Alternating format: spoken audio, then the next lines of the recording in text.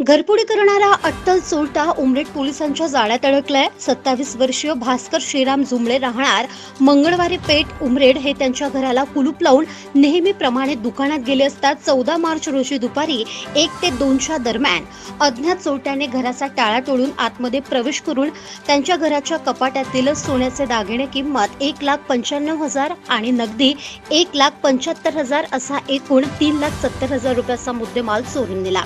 अशा बाबतची फिर्यादी जुमळे यांनी उमरेड पोलीस स्टेशनमध्ये दिली। त्यानंतर तपासादरम्यान आरोपीची गुन्हा करण्याची पद्धत आणि गोपनीय माहितीद्वारे सदरचा गुन्हा हा आरोपी प्रवीण अशोक डेकाटे वय 25 वर्ष राहणार मोहाडी भंडारा याने केल्याचे निष्पन्न झाले। त्याला नवेगाव बांध जिल्हा गोंदिया येथून ताब्यात घेण्यात आले। अटकेदरम्यान त्याच्याकडून एक सोन्याचे पदक असलेले मंगळसूत्र, सोन्याचा गोफ, 2 सोन्याचे लॉकेट, 1 सोन्याची अंगठी, सोन्याचे कानातील रिंग असा गुन्ह्यात चोरी गेलेला सोन्याचा संपूर्ण 1,95,000 रुपयाचा मुद्देमाल हस्तगत करण्यात आला। या आरोपीच्या विरुद्ध पोलीस स्टेशनमध्ये घरफोडीचे अनेक गुन्हे दाखल आहे। आरोपी या घराला कुलूप लावून बंद असलेल्या घराकडे लक्ष देत असल्याचे विचारपूस दरम्यान त्याने सांगितले।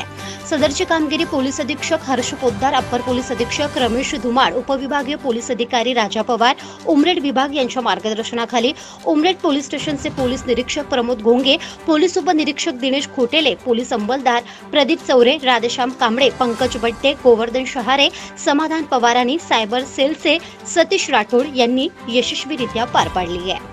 महादर्पण न्यूज करिता भूपेश पाटराबे, उमरेड।